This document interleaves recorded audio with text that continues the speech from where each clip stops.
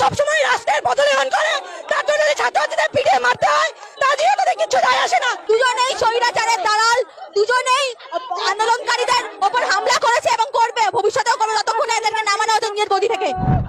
মমতা বন্দ্যোপাধ্যায়ের পুলিশ আজকে বাংলাদেশ দূতাবাসে যেতে দিল না, এটা প্রমাণ করছে মমতা হাসিনা সমস্ত স্বৈরতান্ত্রিক সরকার ছাত্রদের আওয়াজকে ভয় পায়। আমরা বলছি স্বৈরতন্ত্রের বিরুদ্ধে ছাত্রছাত্রীদের লড়াই চলবে। বাংলাদেশে হোক কি পশ্চিম বাংলায়, শেখ হাসিনা হোক কি মমতা বন্দ্যোপাধ্যায় কি নরেন্দ্র মোদী, ছাত্রছাত্রীদের লড়াই চলবে। আজকে আপনারা দেখতে পাচ্ছেন মমতা সরকার বিন্দু মাত্র কোনো তাদের খেয়ালি নাই, খামখেয়ালি আছে। একই জিনিস যেটা হাসিনা সরকার করে সেটা এখানে